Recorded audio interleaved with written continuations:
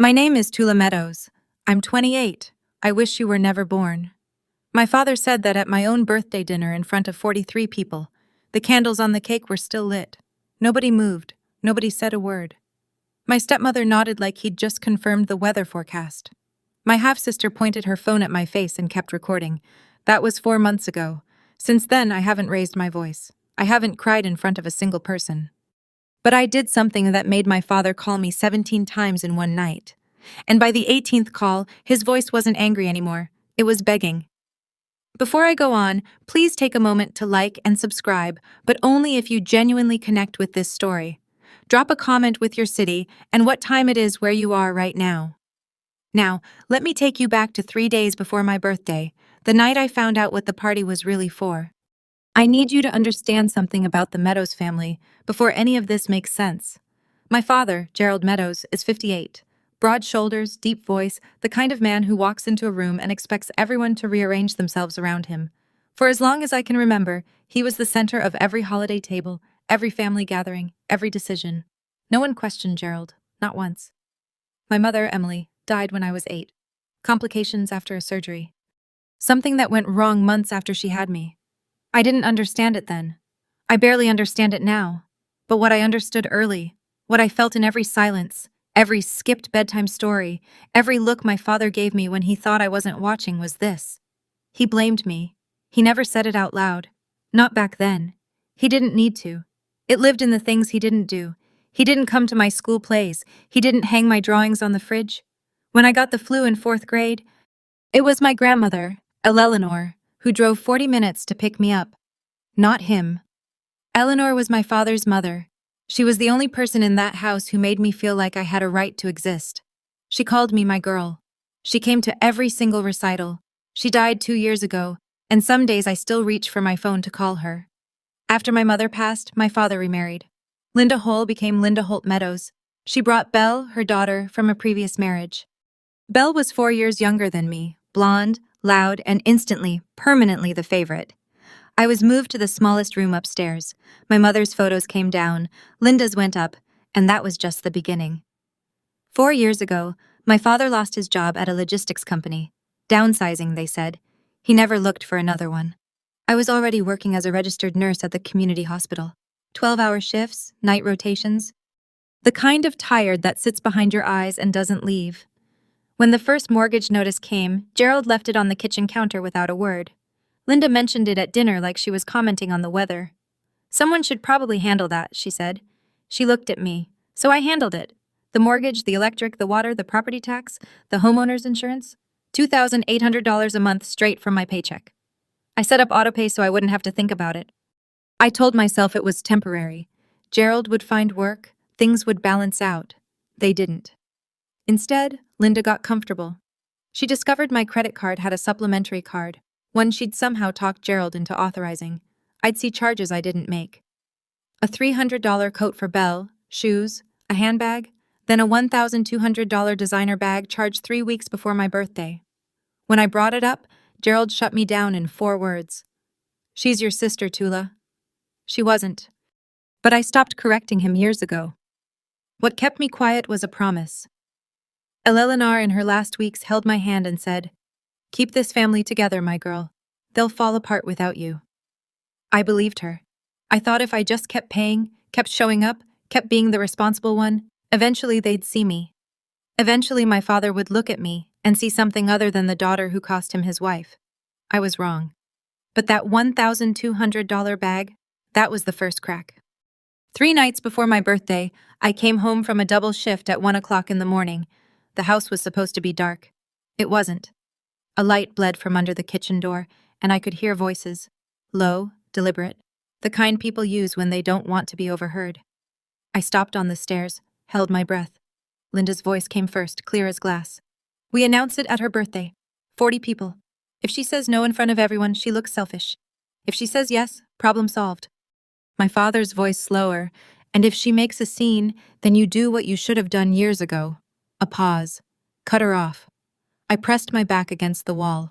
My scrubs were still damp from work. My hands were shaking, not from cold. They were talking about my savings, $52,000, 6 years of overtime. holiday shifts, skipped vacations, every dollar I had that wasn't already draining into their mortgage and their electricity, and Linda's credit card charges. Belle was engaged. I didn't even know until that moment. And they wanted my money to pay for her wedding. Not asked, wanted, planned, choreographed, down to the audience. She owes this family, Linda said. Her voice had no hesitation. It's time to collect. I backed up the stairs, one step at a time. My heart was slamming so hard I was certain they could hear it. They didn't. I sat on my bed in that tiny room for 2 hours. I didn't cry. I stared at the ceiling and thought about every payment. Every silent dinner, every time I swallowed the word no, because I was afraid of what would happen if I said it. Something shifted that night. I didn't know what yet, but it was already moving. The next morning, I sat in my car in the hospital parking lot and made a phone call I'd been putting off for 2 years. Margaret Calloway, 64, estate attorney, my grandmother's closest friend for 3 decades. Eleanor had mentioned her name exactly once in her final days, in a voice so quiet I almost missed it. If you ever need to understand what I've left behind, Eleanor had whispered, call Margaret. I'd written the number on the back of a grocery receipt and tucked it into my wallet. It stayed there, untouched through Eleanor's funeral, through 2 years of bills and silence and a house that never felt like mine. Margaret picked up on the second ring. Tula Meadows, she said like she'd been expecting me.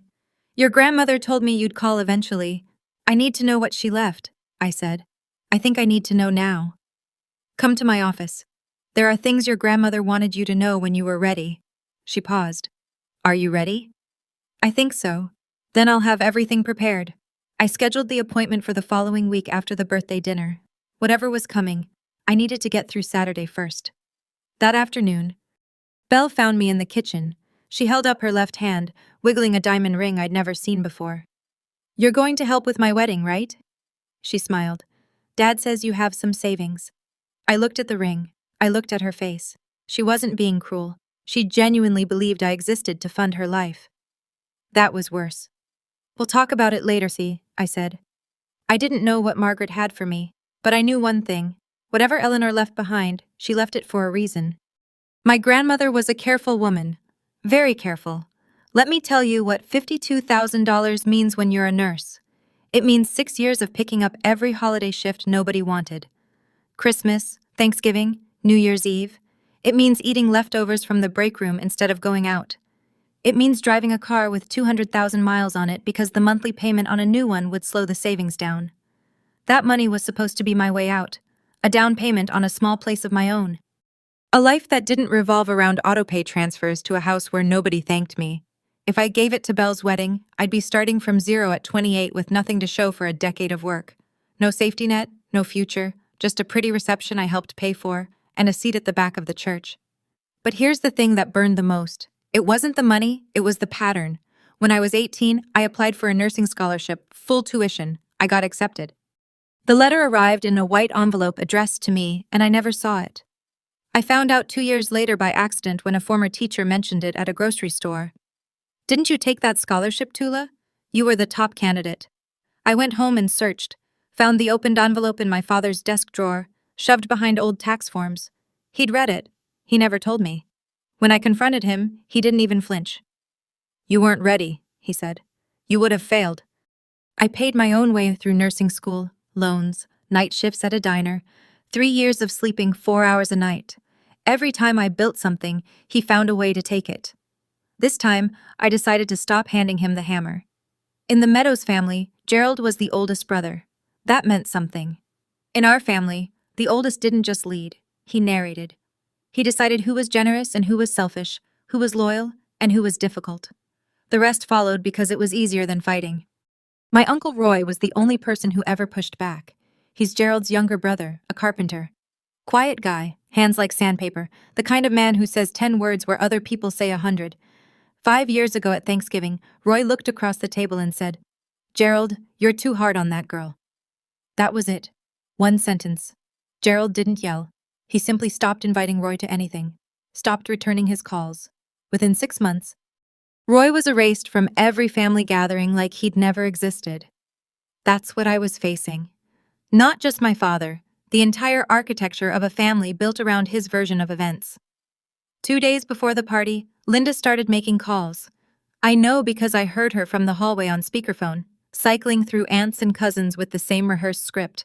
Tula's been so difficult lately. She won't help with anything.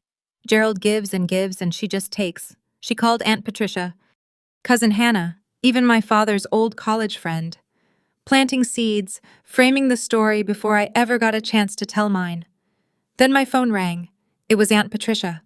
Honey, what's going on? Your father says you've been giving them a hard time. I stood in my room, phone pressed to my ear, and realized the trial had already happened. The verdict was in, and I hadn't even been allowed to testify. I was walking into that birthday dinner already convicted. The only question was whether I'd accept the sentence. The night before my birthday, I stood in the bathroom and looked at myself in the mirror for a long time. Dark circles under my eyes from a 56-hour work week. Hair pulled back in a knot I hadn't bothered to fix. My scrubs still smelled like antiseptic. This is what a person looks like when they've been hollowed out slowly, I thought. Not by one event, by 1,000 small ones. 1,000 moments where someone said, "You're not enough," without ever using those words. Linda's voice carried through the wall. She was on the phone again. I could hear the tiny echo of speakerphone from the master bedroom. She's always been jealous of Belle.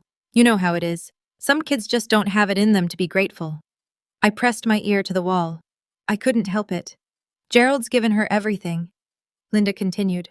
A roof, food, stability, and she can't even do this one thing for her sister. Honestly, I don't know what Emily would think. Emily, my mother's name in Linda's mouth used as a weapon.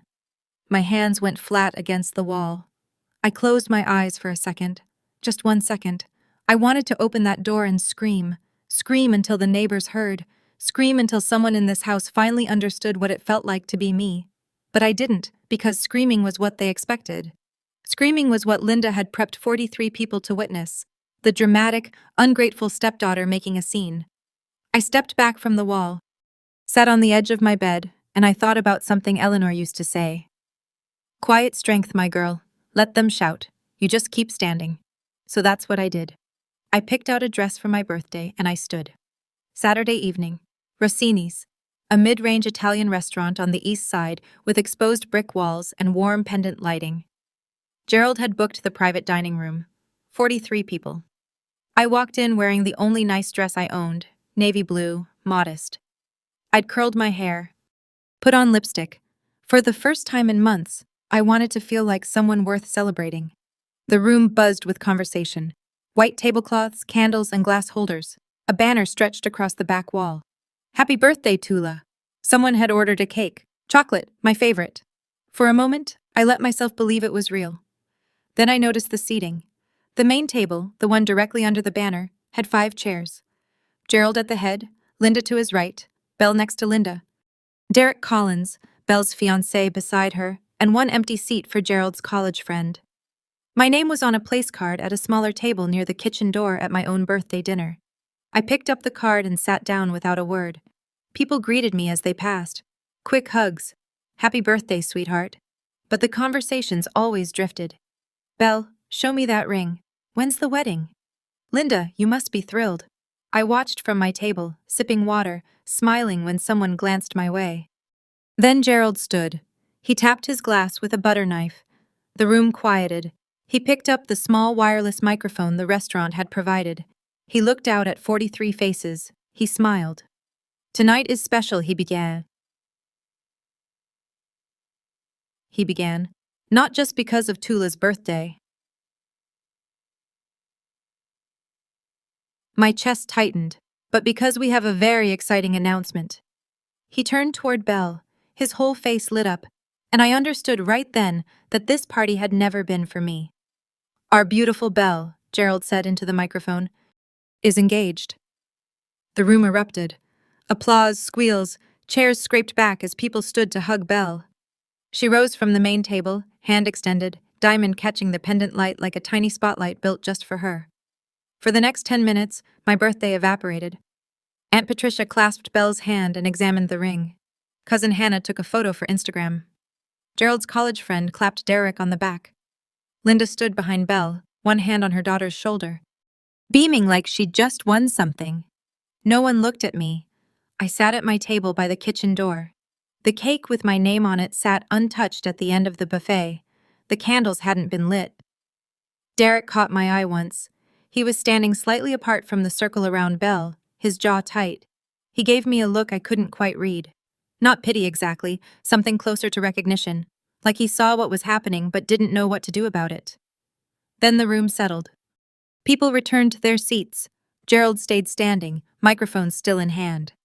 Now, he said, his voice shifted, warmer, practiced. He turned toward me. Tula, honey, come here for a second. 43 people looked at me. I stood, walked to the main table. My heels clicked against the tile floor. Gerald put a hand on my shoulder. Firm, performative. Family takes care of family, he said to the room. And now that Belle's big day is coming, we need to pull together. He looked directly at me. Tula, we need to talk about the wedding budget. Not in private, not later. Here, now, in front of everyone, exactly as Linda had planned.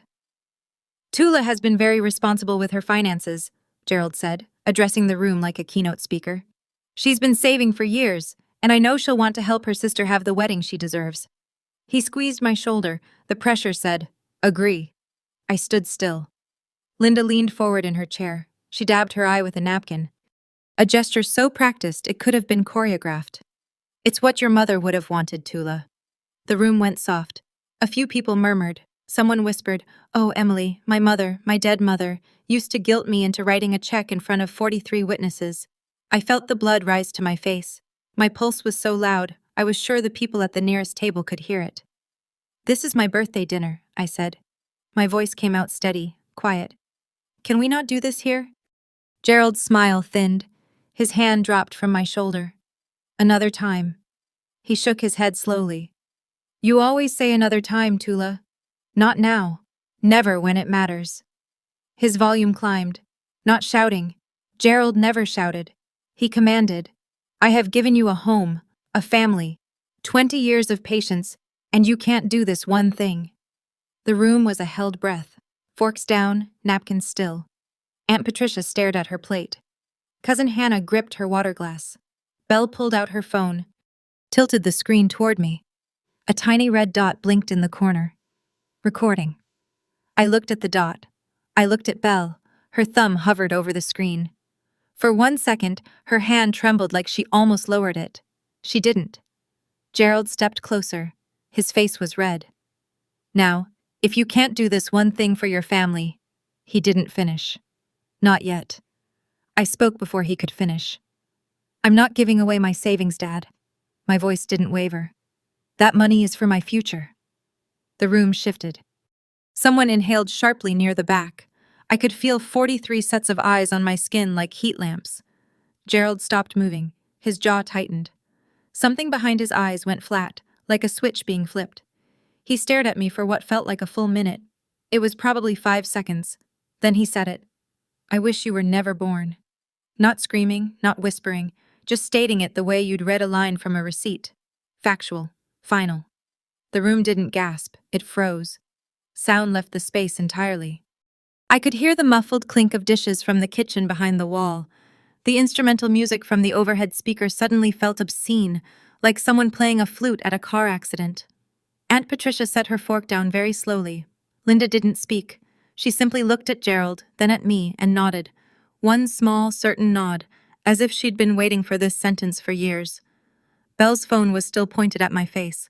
Her hand was shaking now, but she didn't lower it. Derek, behind Belle, pushed his chair back from the table, not standing, just creating distance. His expression had gone tight, closed, like a man recalculating something he'd already decided. I felt something crack inside my chest. Not break, crack, like ice on a pond in early spring. Quiet, deep, the kind of fracture you can't see from the surface. I looked at my father. I looked at the room full of people who heard those words and chose silence. And I made a decision. I didn't cry. I picked up my napkin from the table, folded it once, twice, set it down neatly beside my untouched water glass. I looked around the room one more time. 43 people. Some stared at their plates. Some looked at Gerald. A few looked at me. With what? Pity? Shock? I couldn't tell anymore. It didn't matter. Nobody spoke. I turned to the room and said the only thing I had left. Thank you all for coming to my birthday. Then I picked up my bag from the back of my chair, walked across the dining room, and pushed through the door. The night air hit me like cold water. I made it to my car in the parking lot before my hands started shaking. I sat behind the wheel for 3 minutes, gripping it, breathing through my nose like I was coaching a patient through a panic episode. Then I reached for my phone. One contact, one call. Margaret Calloway picked up on the first ring at 10:15 on a Saturday night. "Margaret," I said, "I want to come in tomorrow. I'm ready." A pause, then her voice, calm, unsurprised, like she'd been keeping a seat warm. "I'll have everything prepared, Tula." 9 a.m. I hung up. I didn't know what everything meant yet. I didn't know what Eleanor had left behind or why Margaret had been waiting for my call for 2 years. All I knew was that my grandmother had never done anything without a reason. She was deliberate about her recipes, her garden, her Sunday phone calls. She would have been deliberate about this too. I turned the key in the ignition and pulled out of the parking lot. I didn't look at the restaurant in the rearview mirror, not once. 6:30 a.m. The house was silent. I'd packed the night before. One suitcase, one duffel bag, only things that were mine. Clothes, my nursing license in its frame, a photo of Eleanor and me at the county fair when I was 11. I left everything else. I carried the bags downstairs in 2 trips, stepping over the creaky 3rd step by habit. No one stirred. Gerald's snoring rumbled from behind the master bedroom door. Linda's sleep mask was probably still on. At the kitchen table, I sat down and opened my laptop. 15 minutes of precise, quiet work. First, I transferred my savings to a new account at a different bank. Every cent moved. Second, I called the credit card company's automated line and canceled the supplementary card, effective immediately. Third, I confirmed the lease on a studio apartment 6 miles across town. I toured it the previous week on my lunch break without telling anyone. 400 square feet. Clean. Mine. Before I left, I placed a single envelope on the kitchen counter. Inside 4 years of bank statements, every mortgage payment, every insurance premium, every utility bill, every tax installment highlighted, totaled, dated, $134,000, all from my account, all for this house. No letter, no explanation, no "I told you so." Just numbers. I zipped my jacket, picked up my bags, and walked to the front door. The hallway was still dark. The house smelled like Linda's lavender diffuser and old carpet. I'd lived here for 20 years. I'd paid for it for 4. I turned the knob, stepped outside, and pulled the door shut behind me. It clicked. Soft. Final. I loaded the car and drove east into a sky that was just beginning to turn pink. I did not come back. I want to pause here for a second. If you've ever had to leave a place you called home, not because you wanted to, but because you had no other choice, type "I understand" in the comments. I read every single one. And if you think I should forgive my father or set a permanent boundary, let me know that too, because the story is about to take a turn I didn't see coming. Here's what I learned later. Pieced together from Uncle Roy and Cousin Hannah. Sunday morning. Linda walked into the kitchen around 9. She noticed the envelope on the counter, but pushed it aside to make coffee. She climbed the stairs to tell me breakfast was ready. Not out of kindness, out of habit. My room was empty, closet cleared, bed stripped to the mattress. She called Gerald. Her voice was flat, almost amused. She actually left. Gerald came upstairs, looked at the bare room, shrugged. Good. Let her sulk. She'll be back by Friday. He went downstairs and turned on the television. Belle woke up next. She reached for her phone and opened the banking app. The supplementary credit card was declined. Frozen, canceled. She called me. Voicemail. Called again. Voicemail. She walked into the living room. Phone in hand. My card's not working. Did Tula do something? Gerald glanced at her. She's throwing a tantrum. It'll pass. Linda found the envelope on the counter again. She picked it up, weighed it in her hand, then set it back down unopened. Probably some dramatic goodbye letter, she said. I'm not giving her the satisfaction. By Monday afternoon, Gerald had called me 4 times. Each time voicemail. He left one message. Tula, this is childish. Call me back. By Wednesday, silence from my end. Not a single text, email, or returned call. Gerald told Aunt Patricia I was going through a phase. He told his college friend I was being emotional about the birthday thing. He told Roy. Actually, he didn't tell Roy anything. They still weren't speaking, and the envelope sat on the kitchen counter untouched. A time bomb. No one bothered to open. Day 5. The electric company sent an automated notice, past due. Gerald called their customer service line, gave his name, asked for the account details. I'm sorry, sir. The account is registered to Atula Meadows. He blinked. That's my daughter.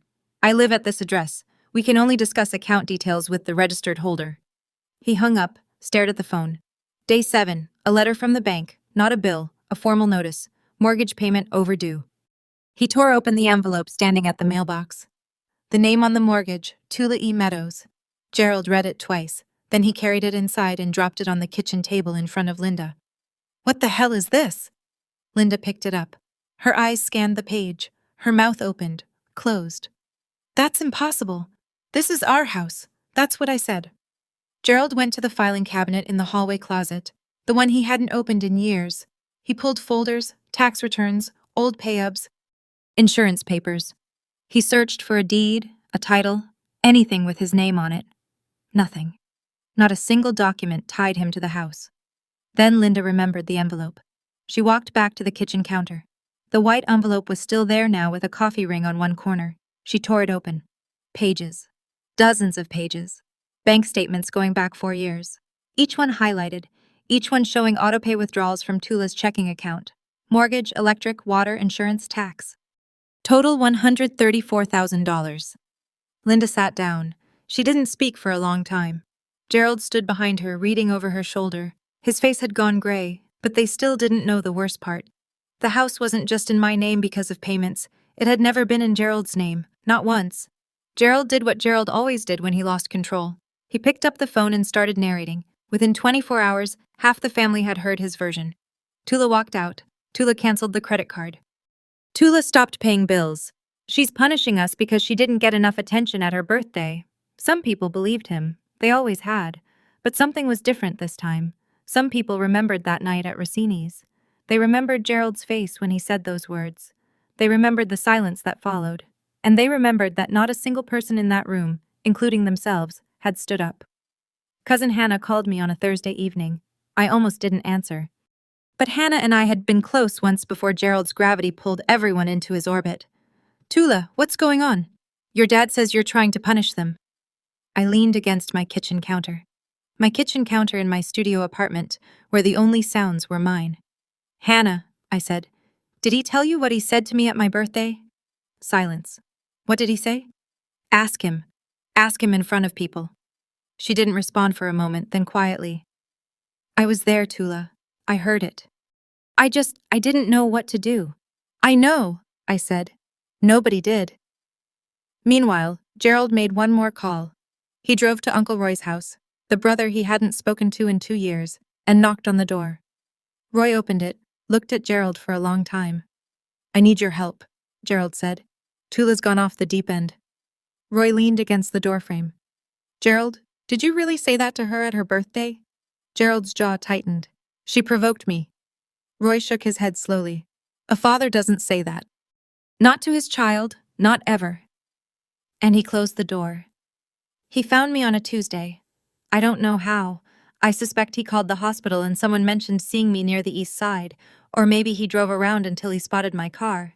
Either way, I came home from a shift to find Gerald Meadows standing outside my apartment door, arms crossed, jaw set, looking like a man about to deliver a performance, not an apology. I unlocked the door, stood in the frame, didn't step aside.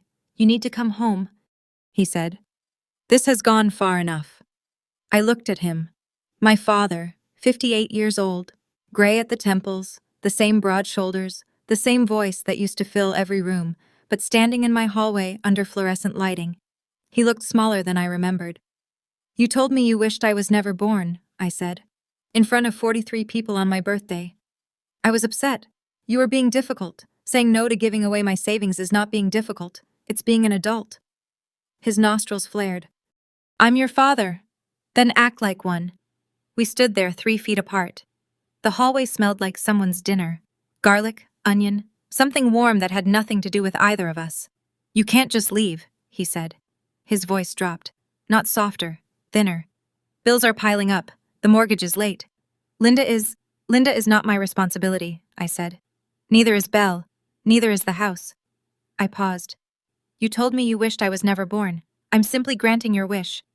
I closed the door gently. No slam. No dramatic exit. Just a soft click and the sound of his breathing on the other side. He stood there for a while. I know because I watched the shadow of his shoes under the door. Then he left, but he didn't know what was coming next. 2 weeks after I left, Gerald called a family meeting. He chose the community center attached to our church, a beige room with folding chairs, buzzing overhead lights, and a coffee urn that was always either empty or burned. About 30 people came: aunts, uncles, cousins. Some I hadn't seen since Eleanor's funeral. Gerald stood at the front like he was conducting a town hall. Linda sat in the first row, tissue in hand. Belle sat beside her, arms folded, phone face down on her lap for once. I asked everyone here, Gerald began, because we have a family situation that needs to be addressed. He launched into his version. Tula abandoned the family. Tula canceled the credit card. Tula stopped paying the bills. Tula is punishing all of them because of a misunderstanding at dinner. Linda dabbed her eyes on cue. A few people nodded. A few shifted uncomfortably. Aunt Patricia kept her eyes on the floor. Gerald built to his closing argument. All I'm asking is that someone talk sense into her. She's hurting this family. That's when Uncle Roy stood up. He'd been sitting in the back row, quiet, arms on his knees. No one had expected him to come. Gerald certainly hadn't invited him. But Roy had heard about the meeting through Cousin Hannah, and he drove 40 minutes to be there. Gerald, Roy said. His voice was level. Carpenter, steady. Before you say anything else, did you invite Margaret Calloway? Gerald frowned. Who? Why would I? The side door opened. Margaret Calloway stepped in. 64 years old, gray blazer, reading glasses on a chain around her neck, a leather portfolio under her arm. She nodded once at Gerald. Mr. Meadows, I'm here on behalf of your daughter. She paused. And your mother? The room went dead silent. Margaret didn't rush. She set her portfolio on the folding table at the front of the room, opened it, and removed a single document in a clear plastic sleeve. My name is Margaret Calloway. I'm an estate and real estate attorney. I was Eleanor Meadows' legal counsel for 23 years, and her friend for longer than that. She placed the document flat on the table. 2 years before her passing, Eleanor Meadows executed a legal transfer of the property at 412 Burwood Lane to her granddaughter, Tula Eleanor Meadows. The transfer was notarized, recorded with the county, and is fully binding. She slid the document forward. The deed clear as daylight. Gerald stared at it. His face didn't move. That's impossible, he said. That is my house. Margaret looked at him over her reading glasses. Your name has never been on the deed, Mr. Meadows. Your mother purchased the home in 1987. She chose who would inherit it. The room erupted in murmurs. Chairs creaked. Someone whispered. Oh my God. Linda shot to her feet. That can't be right. We've lived there for... You've lived there as permitted occupants, Margaret said. Not as owners. Gerald's hands gripped the edge of his chair. My mother would never do this behind my back. Roy stood again. He'd been quiet until now. She did, Gerald. His voice was low but firm. I was there. I witnessed the signing. The room turned to Roy. 30 faces recalculating. Gerald stared at his brother. You knew. Mom asked me to be there. She said you'd understand eventually. Roy swallowed. She also said you probably wouldn't. Gerald opened his mouth. Nothing came out. Linda grabbed Belle's arm. Belle shook her off and Margaret calmly reached into her portfolio for the next set of documents. In addition, Margaret continued, unclipping a thick stack of highlighted pages. Over the past 4 years, Tula Meadows has personally paid the full mortgage, homeowner's insurance, property tax, and all utilities for the property at 412 Burwood Lane. She spread the statements across the table like a dealer laying out cards. Mortgage $1,400 per month, insurance $380 quarterly, property tax $4,200 annually, utilities averaging $600 per month. She adjusted her glasses. Total personal expenditure approximately $134,000, all documented, all from Tula's individual checking account. The room didn't erupt this time. It sank. The kind of silence where you can hear someone swallow 3 rows back. Aunt Patricia, the woman who had called me to ask why I was giving my father a hard time, pressed her hand over her mouth. Cousin Hannah stared at the table. Her eyes were wet. An uncle near the back leaned forward. She paid for the whole house. This whole time? She did, Margaret said. And during that same period? A supplementary credit card linked to Tula's account was used for personal purchases by other household members. Those charges were also paid by Tula. Linda's face went white, not pink with embarrassment. White, drained. She lived there for free, Linda blurted. That was her contribution to the family. Room and board.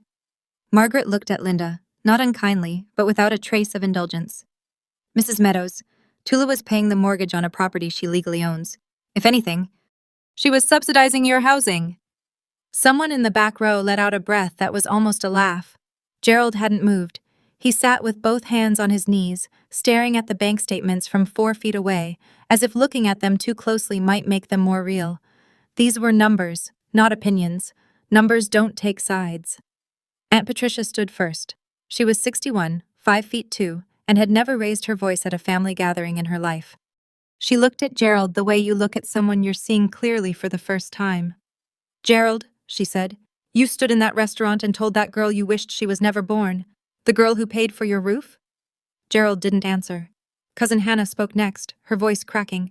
I called her. I called Tula and accused her of being selfish. She didn't even defend herself. She just asked if I knew what you said. Uncle Ray, Gerald's cousin from Ohio, crossed his arms. Eleanor knew. She saw this coming. That's why she did what she did. Gerald tried to regain the room. He straightened in his chair, squared his shoulders, and used the voice that had controlled this family for decades. This is a family matter, Margaret. I think you should leave. Margaret closed her portfolio with one smooth motion. I was asked to present a file. The file has been presented.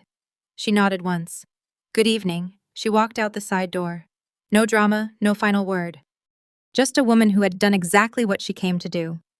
The door clicked shut. Gerald looked around the room. 30 faces. Not one of them was on his side. Roy sat back down, arms folded. Patricia shook her head. Hannah wiped her eyes. Linda grabbed Belle's wrist. We're leaving. Belle pulled her arm free. No, Belle said. It was one word, quiet. But Linda's head snapped toward her daughter like she'd been slapped. Belle? I said, no, Mom.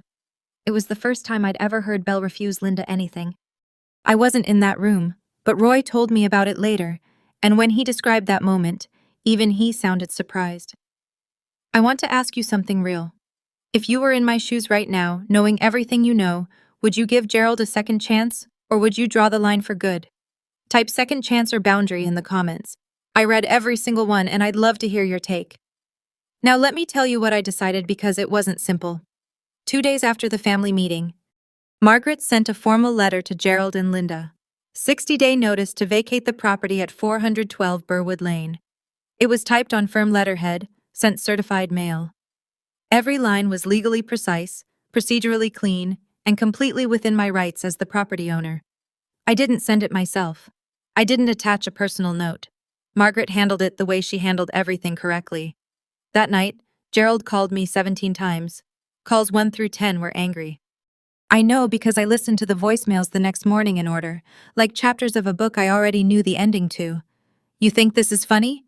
This is my family's house. You ungrateful. Click. Calls 11 through 15 shifted, harder to listen to. The anger started to crack, and underneath it was something thinner. Desperation. Tula, we can talk about this. Just tell Margaret to pull the letter back. I'll look. I'll apologize. Is that what you want?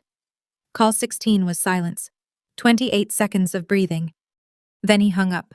Call 17. The last one. Gerald's voice stripped of everything. No authority, no performance. Tula, please. Where are we supposed to go? I sat on the edge of my bed in my studio apartment, morning light through the window, a mug of coffee going cold on the nightstand. I played that last voicemail twice. I didn't feel victory. I didn't feel satisfaction or vindication or any of the things people think you're supposed to feel when the person who hurt you finally breaks. I felt something quieter, like setting down a bag I'd been carrying for 20 years and realizing how badly my shoulders ached. I saved the voicemail, closed my phone, and went to work. I had a 12-hour shift. Patients needed me. That hadn't changed. 3 days later, Belle called. I almost didn't pick up, but something made me tap the green button. Maybe the memory of her pulling her arm away from Linda in that church room. Maybe curiosity. Tula. Her voice was thick, congested. She'd been crying. Please, can we just talk? I'm listening. If we lose the house, my wedding, everything, it's all falling apart. Can you tell Margaret to stop? I leaned against my kitchen counter. Outside, a neighbor's kid was riding a bicycle in circles. The normality of it felt surreal. Belle, did you watch the video you recorded that night? Silence.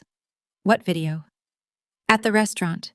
You pointed your phone at me while Dad said those words. You didn't put it down. You didn't say, Dad, stop. You just recorded. More silence. Longer this time. I didn't mean I know. I said that's exactly the problem. You never mean anything. Things just happen around you and you let them. I could hear her breathing ragged, uneven. I'm not doing this to punish you, Brielle. I need you to understand that I'm not punishing Dad. I'm not punishing Linda. I am done being the person who sacrifices everything so everyone else is comfortable. But where will we? That's not my question to answer anymore. A long pause. I could hear Linda's voice in the background, muffled, urgent, coaching Belle on what to say next. I have to go, I said. Tula, wait. Belle, I wish you well. I really do. But this conversation is over. I hung up, set the phone face down on the counter. It was the gentlest ending I could offer, and it was still one of the hardest things I've ever done, but it wasn't the last call I received that week. The call came on a Friday evening. I didn't recognize the number. Almost let it go to voicemail. But I'd had enough voicemails for one lifetime, so I answered. Tula, this is Derek Collins. I sat down the takeout container I'd been eating from Belle's fiancé. We'd never spoken one-on-one before, not once. I know this is unexpected, he said. His voice was careful, measured, like a man who'd spent days rehearsing this call. I wanted to say something, and I think I owe it to you to say it directly. I'm listening. I was there that night at the restaurant. I saw what happened. A breath. I should have said something. I should have stood up. I didn't. And I'm sorry. I stared at the wall of my apartment. A crack ran along the plaster near the ceiling. I'd been meaning to mention it to the landlord. Thank you, Derek. There's more. Another pause. I've been watching how your family treats you. Not just that night, the months before. The way Linda talks about you when you're not in the room. The way Gerald takes credit for things I now know you paid for. His voice tightened. Honestly, Tula, I'm rethinking a lot of things. My chest ached. Not from pain, from something rarer. Recognition. That's between you and Belle, I said softly. I know it is. But I wanted you to know someone in that room saw you. And what your father did was wrong. For the first time since the night of my birthday, my eyes stung. I blinked hard twice. Thank you, I said again. And I meant it in a way I couldn't fully explain. We said goodbye. I sat very still for a while. Someone saw me. After all of it, someone actually saw me. Week 3. Gerald and Linda moved out of 412 Burwood Lane. Not because the 60 days were up. They had time left. But because the mortgage was past due, the electric bill was in collections, and Gerald couldn't bring himself to call me and ask for help paying for a house he now knew wasn't his. Uncle Roy took them in. He set up the spare bedroom, made space in the garage for Gerald's boxes, cooked dinner the first night without saying much. That was Roy. Practical before emotional. But he had one rule.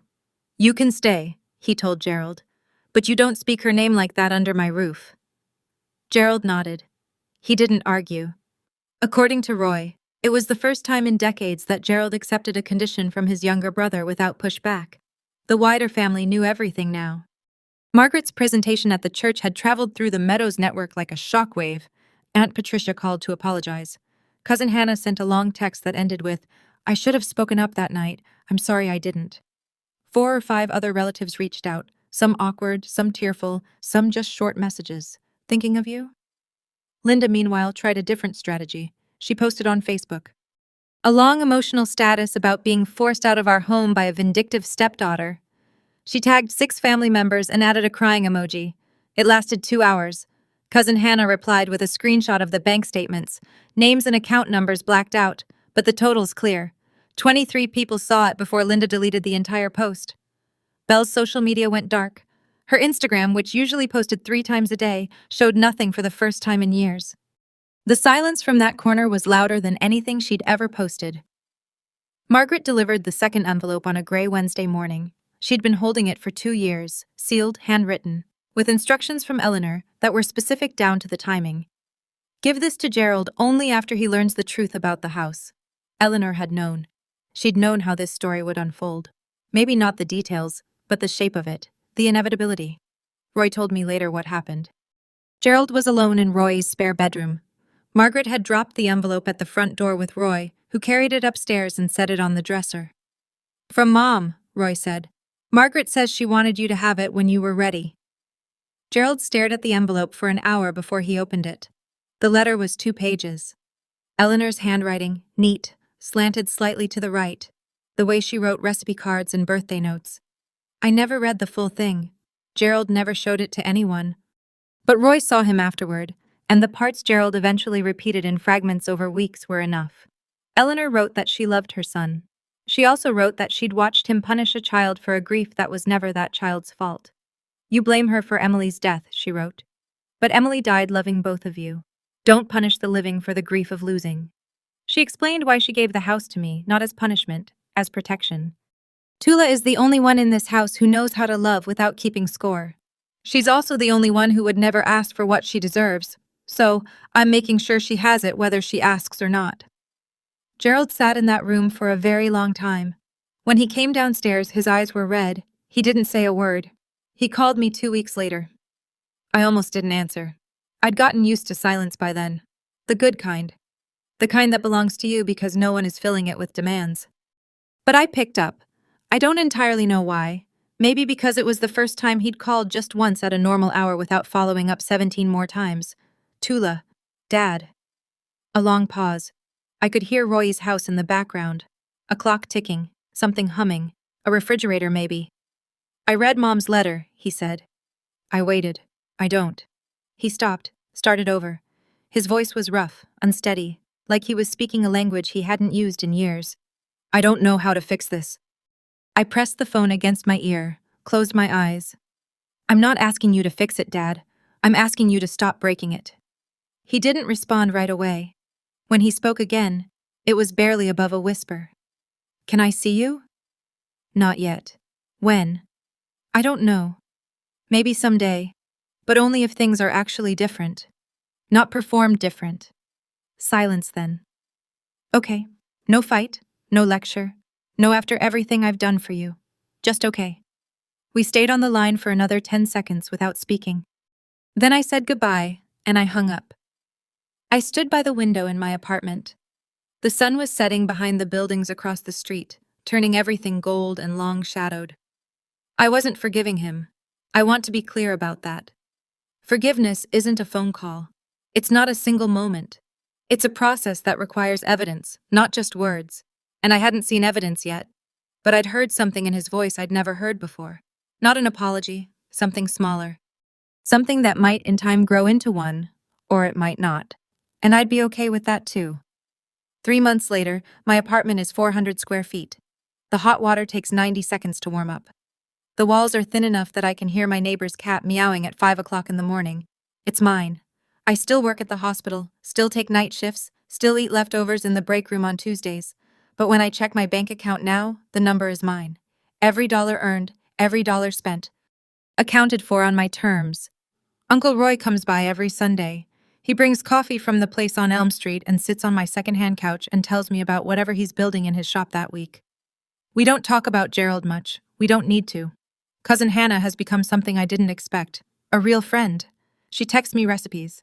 She showed up with a houseplant last month and a card that said, "For your new beginning." It sits on the windowsill next to Eleanor's photo.